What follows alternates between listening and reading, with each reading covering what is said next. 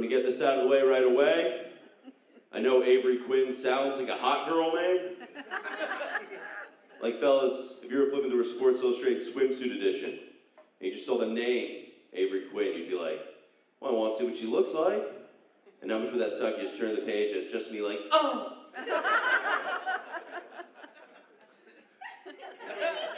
I want to make sure everyone gets a good look. As you guys might have discovered there, I'm fat, which is tough for me because eating's my only vice, you know what I mean? Like, I don't do drugs or anything like that, so it makes me nervous. Because, like, if I get famous enough to have my own, like, A&E style behind-the-music documentary, it'll be boring, you know? Because all the cool, edgy ones are always like, he just got out of rehab, he was doing his best stuff. And then drugs and alcohol came back into his life, and it was all over. But then mine will be like, he just got off of Weight Watchers, he was doing his best stuff. And then Endless Shrimp came back at Red Lobster.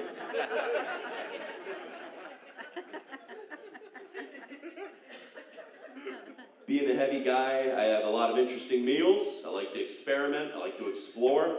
And recently, I went to the store, I bought two legs of lamb, and on the packaging, it said, feeds 1 to 3 people, depending on appetite. I like that, that's a good label, you know? Because it's like, yeah, sure, it could feed 3 people, but if you're hungry enough, Chad, go after it, it's all yours, yeah! Because according to Hamburger Helper, I've been a family of 4 since 13. I do have to say my worst fat guy tendency is I get stomach aches, obviously a lot, and whenever I do, I always blame the healthiest thing I ate that day. I'll have 2 dozen wings, a couple of carrots, and a whole cheesecake. I'll be like, oh, I guess I can't have carrots anymore. Yeah, I don't know. I really don't think, like, being heavier, I think people don't realize, it's in every situation. It involves every situation. Like, a couple months ago, my wife took me to see a psychic, and 2 minutes into the reading, she goes, you need to jog more. You're gonna have heart problems in the future. I don't know how psychic she needed to be to figure that out. It seems more like a visual thing. And I started to get a little upset. She's like, no, it's not me saying this. It's the spirits. That's what spirits are doing? There's just 2 dead guys in the corner be like, oh my God, he's still eating. You know, it's, no. I'm not that fat, though. I'm not that fat. I'm a very specific type of fat. I like to call it middle seat fat. Where I'm a normal guy most of the time. So I have to sit in the middle seat of any situation. Planes, trains, movie theaters, it doesn't matter. Because I'm a normal guy until I get that ticket that says 2B. Then I get to my seat, the people in 2A and 2C look like they're about to die in a horror movie. And I'm staying there, I'm like, do you want to play a game? My thighs are sweaty, try not to touch them, you know?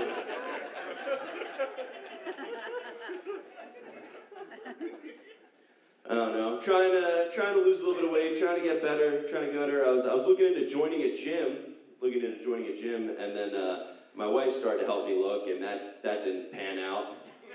Because, like, I look for the cheap stuff, and then she started looking, she's like, oh my God, Avery, look at this one, it's got a sauna, a juice bar. I'm like, how much? And she's like, well, this one has a personal trainer you can use 3 times a week. I'm like, how much? And she's like, is it all about price with you? I'm like, yes! It's all about price with me. Because it doesn't matter what gym I go to, I'm gonna get the same experience. Every time I've ever gone to a gym, good gym, bad gym, it's all been the same. I always go, I do 3 exercises wrong, walk around for 15 minutes, 5 minutes on elliptical, I'm out of there. That's every gym. Honestly, I think it's unfair that gyms charge based on like a 1 flat rate, you know? Because you see those bodybuilder guys in the gym doing like the cleans, being like, you know, that's wear and tear on equipment, man. When I'm there, I'm very respectful, I'm observant. It's more like a museum to me, you know? I'm not touching anything.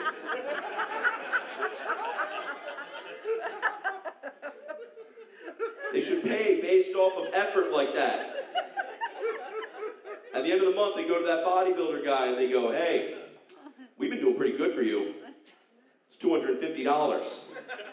And then me, they should be like, ooh, here's $5, you know? Yeah, I don't know. I actually lost about 40 pounds so far. That's totally true. Yeah, sure, why not? At my heaviest, I learned a lot about myself. I learned your body's like a car, you know what I mean? Like, if you don't run it, you don't take care of it, and you don't put the right fuel in it, what happens to the car? That's right, it doesn't have sex for 3 years. That's true, yeah.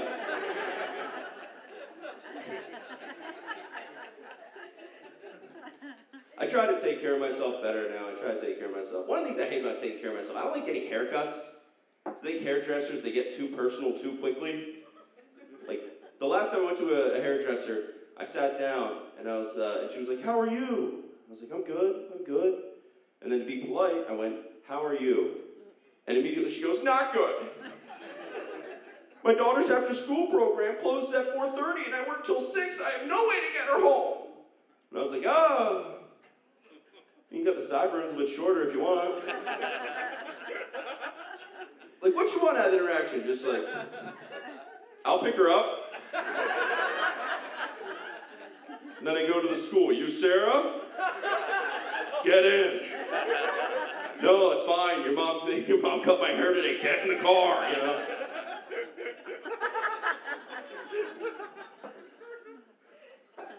I'm 28, which sucks. 'Cause I'm not young, but I'm also like not old. I just have like the worst of both, you know? Where it's like I have a receding hairline, but I still get acne. There's just more real estate for the acne, you know? He's got a hat on. He knows what I'm talking about. Yeah. I don't know. I don't know if anyone feels this way. I do feel like I should be more handsome, you know? Like God gave me all the parts to be handsome, but the proportions are off. Like I'm 6'3", that's an attractive height. But it's not attractive when a foot and a half of it is head, you know what I mean? That's too much. Being a bigger guy, people have made this assumption. People are like, "You played football in high school, didn't you?" They go, "Yeah." They go, "Yeah, you look like you played football in high school." That's a weird thing to do. Because that's the only high school activity that you can do that to someone. I could be like, "You did chorus in high school, didn't you?" "Yeah, you look like you were bullied." You know, it's like, "You did theater in high school, didn't you?" "Yeah, it looks like people thought you were gay." What I'm saying is it doesn't work. I mean, in his case, you know. But anyway, I actually did theater later in life, and I should have known I'd like it, because whenever I go to block someone when I played football in high school, I just gave them jazz hands. I get out there and be like, "Huh!" My dad was like, "He's a killer." My mom's like, "He's fabulous." Anyway, I don't know. Football, preseason starting, that's pretty cool. I do love football. I love football. I also love the fall, though. I love autumn. But it's weird, because I can never say that I love autumn or autumn's my favorite season. So whenever I do, there's always some guy in the room that's like, "Yeah, you like fall because of football, right? You like fall because football." And then I get insecure as a man. I'm like, "Oh, yeah, dude, also leaves are changing. It's soup season." Yeah, you know?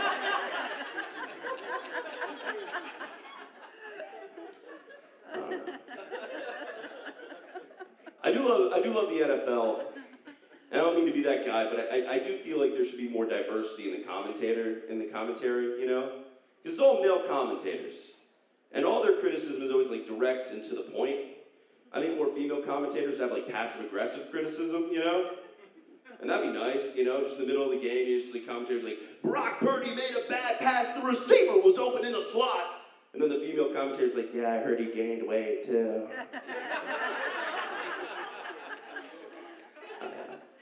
I wasn't a good athlete myself in high school. I wasn't a very good athlete at all. The only sport I was good at, I was a pretty good wrestler. And I liked it, but it doesn't help me now. Because I play a lot of pickup football games now, and I suck. And someone will bring it up, and I can't be like, "Oh yeah? You want to go over there and wrestle?" "You're lucky I don't have my singlet on." You know what? You know what? Try to hold me down. Try to hold me down. I'm an athlete. Mister.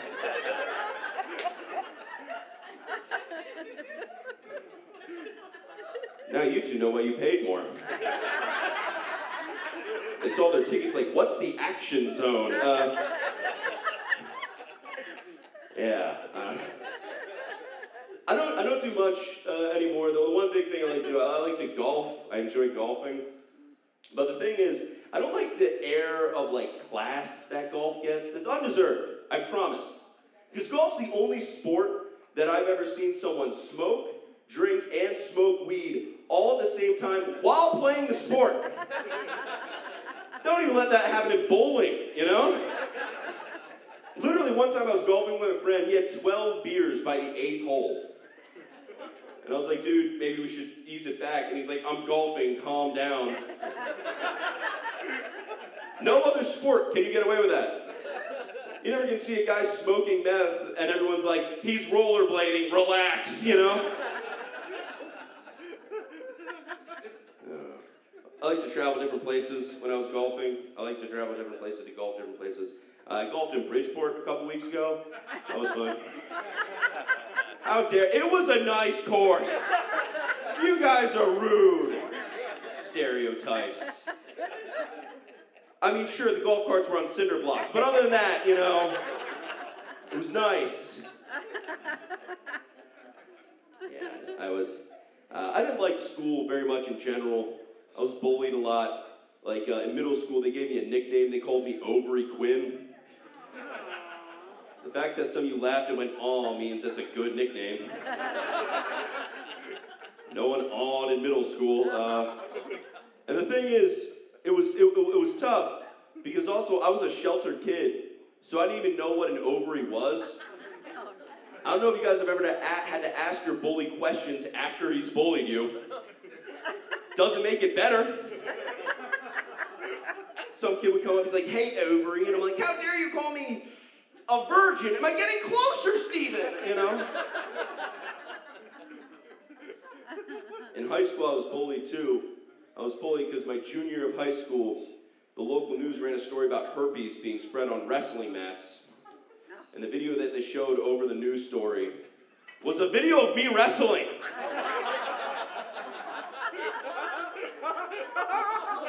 And I was winning the match. So not only did it look like I was getting herpes, it looked like I was excited to get herpes. I don't know if you ever saw anyone get an STD then do a victory dance. That's what they showed. I don't know if you guys remember in high school when a rumor was being spread and a teacher heard it, what would they say? They'd go, "Hey, where did you hear that?" And my classmates could go, "NBC News." My teachers are like, "I guess Avery has herpes. I don't know.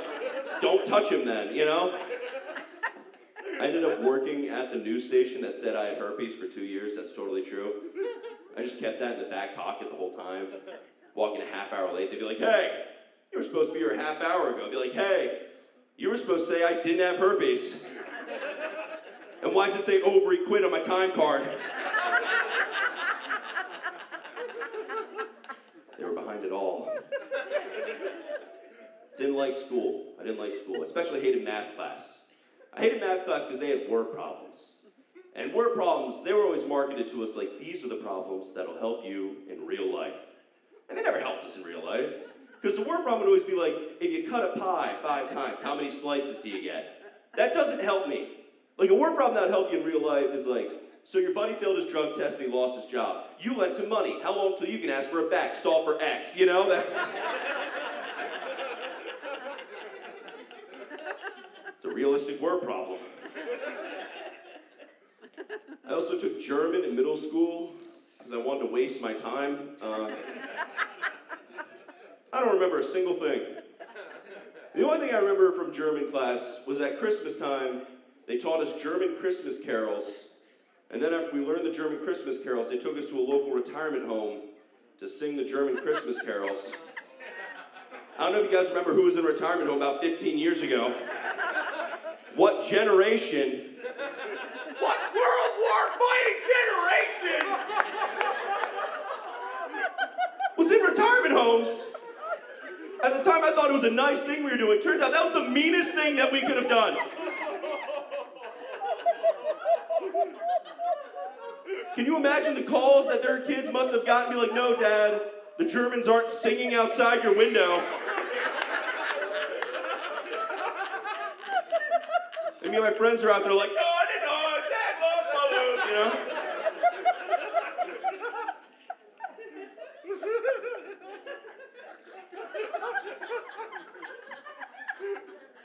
I wasn't a smart kid.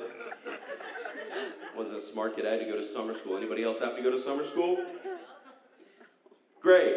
Now you guys know I'm the dumbest one in the room. That's fine.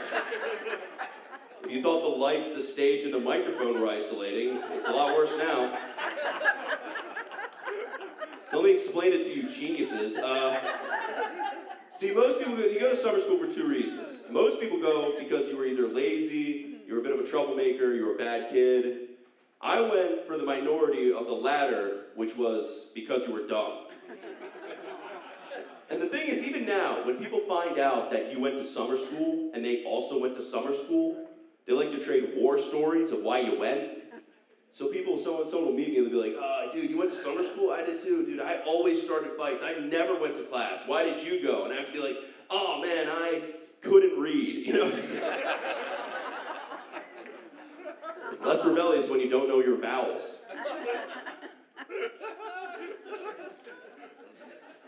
I do hate smart kids, though. Don't you guys hate smart kids? Yeah. I was talking to my friend's son the other day. He's going to college. And he was like, well, Avery, I have Yale as a reach school and Fairfield University as a safety school. What was your safety school? And I was like, Cumberland Farms? I don't know. Wasn't going to go good. I'm not originally from Connecticut, I'm originally from central Pennsylvania. And I like Connecticut. You guys are all right. You guys are a little uptight, though. You know that, right? Because every night, I go out and I do this. And I always get asked the same three questions. Like, where are you from? Have you been drinking? Do you know how fast you're going? I'm like, guys.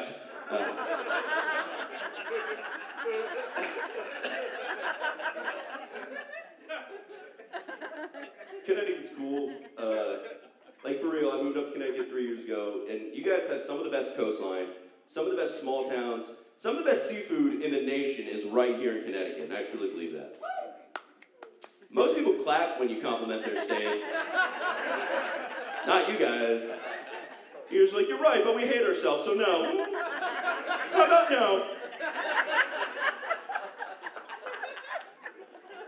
I'll tell you the thing that Connecticut has worse than any other part of this country, gas stations.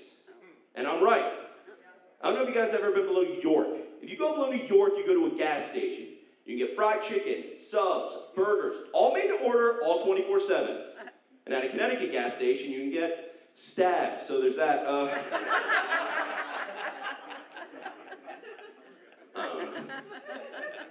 Actually, in central Pennsylvania, we have casinos in our gas stations now. That's neat. I went back and visited the other time. I went to one of them, and I went to get $30 of gas, and I left having lost my whole car. So that's a silly joke. I don't know. I do like Mohegan. Mohegan kind of rules, right? This is a cool place. Yeah, right? Yeah. I know. And Mohegan's cool because this is the only place in the entire country where you can hear legitimately this phone call. You can hear a guy be like, "Yeah, where are you? Yeah, okay, you're in the winter? Okay, I'm in the summer. Do you want to meet in the sky? Do you want to meet up in the sky?" If you're at a strip mall in Norwalk, you're like, that guy's on drugs.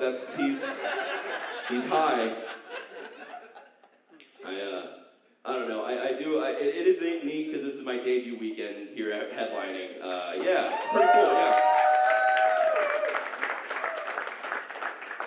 And it's cool headlining in the state that you live in because, especially here, because all month people were sending me pictures of my posters around the casino and stuff, and my friends and stuff, and they'd be like, it was cool, but it also taught me which of my friends have debilitating gambling issues.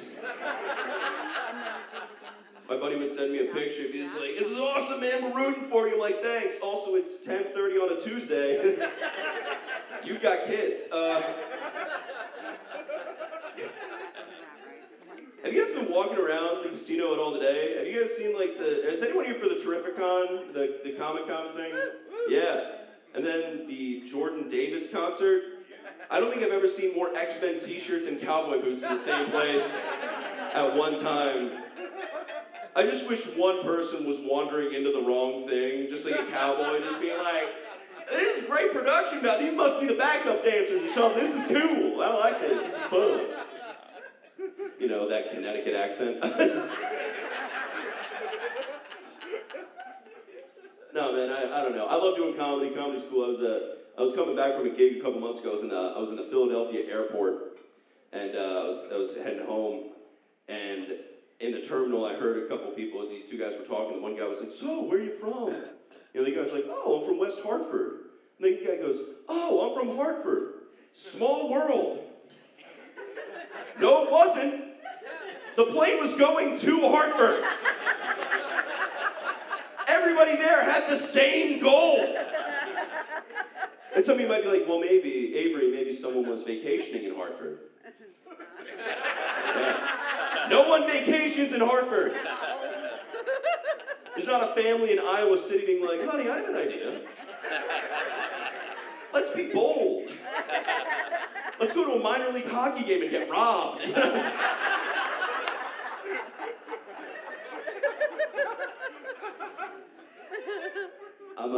I'm from a pretty famous part of central Pennsylvania. Some of you may have heard of it. It's called Lancaster County. And if you've heard of it, you've heard of it because of the Amish. The Amish, that's right, that's right.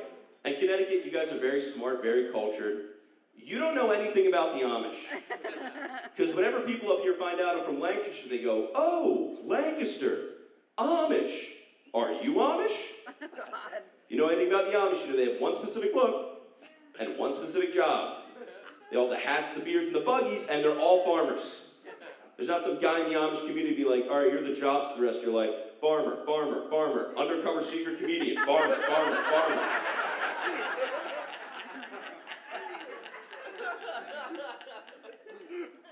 I do appreciate Connecticut. Connecticut's cool, because, like, Connecticut, you guys have, like, real diversity in Connecticut.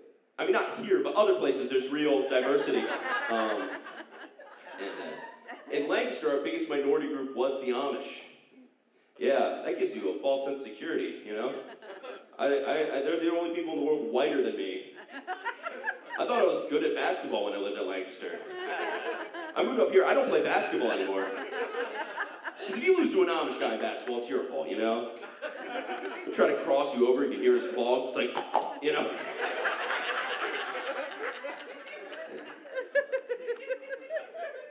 A little bit about me, both me and my wife, we both work in the sports industry for our day jobs. My wife works for ESPN over at Bristol. That's pretty cool, right? Give it up for women in sports. Yeah, come on. And I work for Dick's Sporting Goods. Give it up, come on. So, it's not too bad working for Dick's. The corporate speaks a little much. Like the other day, I went over to the manager. I'm like, hey, this customer, he stops, he goes, hey, in here, we call everyone an athlete. I'm like, right. Well, that athlete's mobility scooter died in footwear. It's going to take 7 people to move that athlete. They show us training videos at Dick's, which is weird, because the training videos are clearly meant for a better job. The training video starts, a guy comes on screen, he's like, Tom and Lisa just closed a big account. But you know Mark is taking all the credit. What do you do in this situation? No one at Dick's is closing a big account. What the video should be is that guy comes back on screen, he's like, Tom and Lisa are smoking weed on a ladder. But you needed to stock the top shelf. What do you do in this situation? I chose C, join in. I don't know. That's it. I've had some other jobs in my life. I had some other jobs, like recently, I was an actor for a little while, and then I was, one of the big things I did with that, I was a serial killer on a true crime series. And it was neat. Yeah, it was the Lost Boys of Bucks County. It was the Bucks County Killer. 4 on-screen kills. You didn't know I was famous, it's fine. And the interesting thing with that was, it was neat and everything, but being from Pennsylvania, one of my best friends is actually from Bucks County. So then the series aired, and when it premiered, he called me, he goes, hey, my family and I watched your show. And I was like, so, what did you think? He was like, actually, we're pretty sad. We knew one of the kids that got killed. And it's so hard to take that conversation to like, yeah, but how did I do? You know what I mean? It was a little dark. Okay, some of you weren't with me with that. That's okay. I'm a good guy. All right, we were having fun earlier. I've been looking for a new job recently, and my wife suggested Walmart. I don't know if you guys have had a significant other hurt your feelings while trying to help you. She's pretty good at it, yeah. Also, I wouldn't be good at Walmart. You guys see this face? You put this face in a blue vest. Don't act like you want to start talking a little bit slower to me.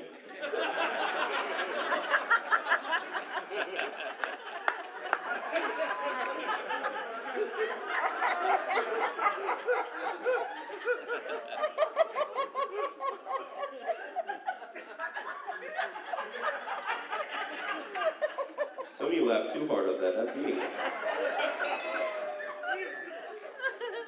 My wife is fantastic. She's an amazing person. Actually, a neat thing about her, she's a twin.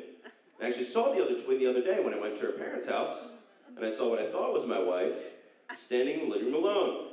So I tried to be romantic, you know? Went up behind her, put my hands on her hips, gave her a little kiss on the neck. Wasn't her, yeah. It's not my fault though, her dad has a really soft neck. He's here tonight, that's a really hard joke to do.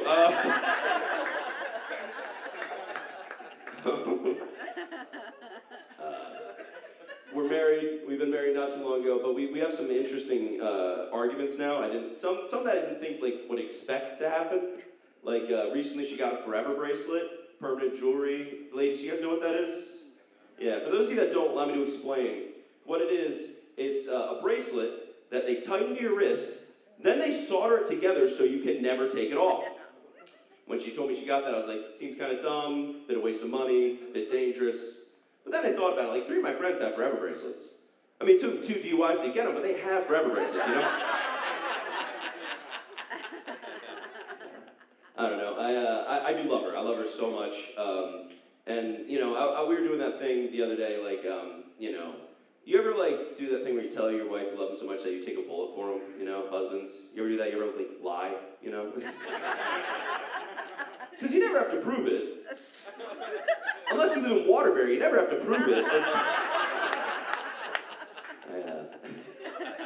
And she was like, sweetie, you don't have to do that. Just pick up around the apartment. Be there a little bit more. Be a better husband. And I was like, sweetie, I'd rather take a bullet for you, you know? No, it's pretty neat. We got married December 8th. We got married this year, and yeah. And I didn't want to be one of those grooms that just went along for the ride. I wanted to be involved. So what I did, I actually got us dance lessons so we could have a choreographed first dance. And I learned as the man, the husband in that, 90% of the dance is just don't step on the dress. Whatever you do, don't step on the dress. Slide your feet so you don't step on the dress. And then when the big day came, it was twice as hard as they said to not step on the dress. Because she was wearing one too, so it was tough.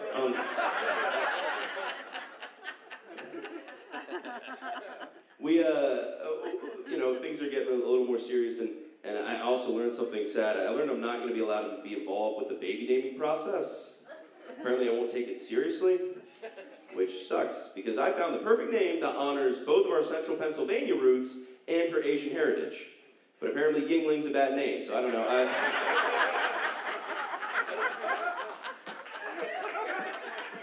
thought it was perfect.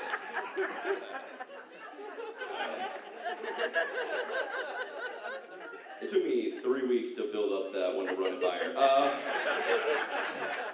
I was like, honey, it's not funny, but also, yeah, you can let me do it. We are trying to add a little more responsibility to our lives. So recently we were thinking about getting a dog. But we're having disagreements on what kind of dog we want to get. Because I grew up with a small dog. I like something I can hold, I can cuddle, can sit in my lap. But she grew up with big dogs. And her argument was, well, Avery, we can use a big dog for protection. A big dog will be great for protection. So we compromised. We got a medium-sized dog, and we gave him a gun. So I'm a silly guy. I don't know if you guys have figured that out. I like being silly. It's not great in every situation. Like in the bedroom, that's the wrong time to be silly, you know? So like I tried to do some self-improvement. I went on Esquire.com, and they said, women want an animal in bed. You want to be loud in bed, you want to be an animal in bed. So I tried to take that advice to heart. That night, me and my wife were getting intimate, and I thought about the article, and I was like, okay, I can do this. So I closed my eyes, and the next thing I said there was a...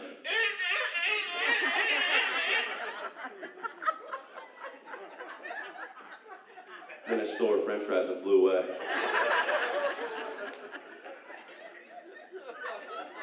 I got to get out of here pretty soon. I did just want to say, hey, guys, give it up for your staff. Give it up for your staff here. They're doing an awesome job. I love this place. Give it up for the other comics that were with me. Ryan, Howie, they're amazing.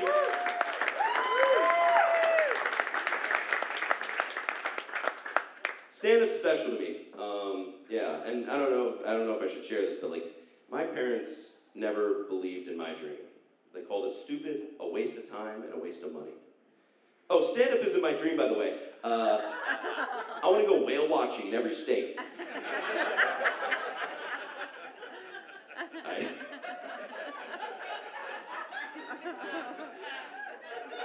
That's a dumb joke.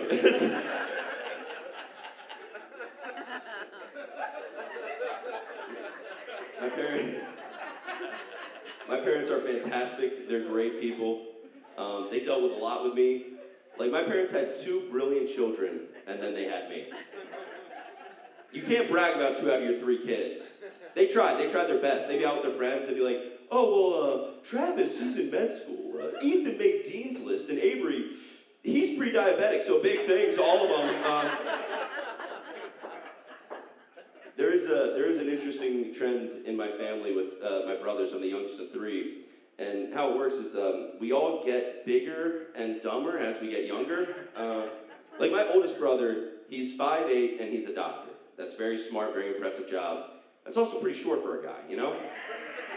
And my middle brother, he's 6 foot and he's a chiropractor. Normal job, great height. I'm 6'3", and I looked out of high school with a D average. My parents said they wanted 5 kids. Thank God they stopped with me, you know? Could you imagine that 5th son? They're like, this is our 5th son, Thud Quinn. He's 7 foot, he can lift a semi-truck, but don't ask for Rito, he'll get mad.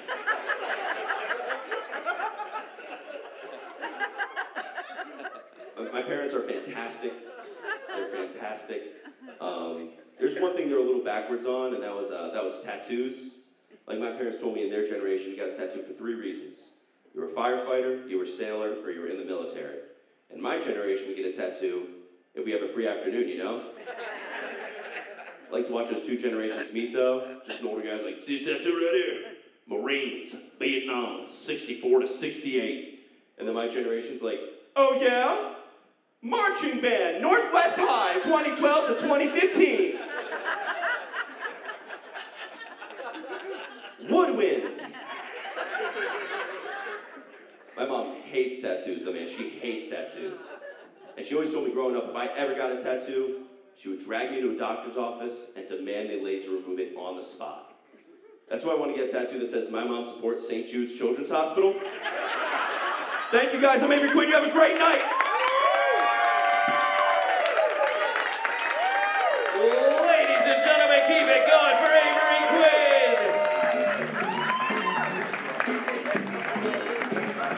We want to thank you guys so much for coming out to the show this evening. Just a couple quick reminders. If you guys still have drinks in front of you, you can bring them out to the bar, but you cannot take those into the casino with you. If you guys want to get a table in the Roadhouse, just make sure you see a hostess at the front desk. Please do not take any tables. They are reserved. At this point in time, boys and girls, the showroom is closed. We do have another show coming in right behind you, so if you can kindly make your way out to the bar, that would be great. Other than that, everybody please get home safe and have a good night.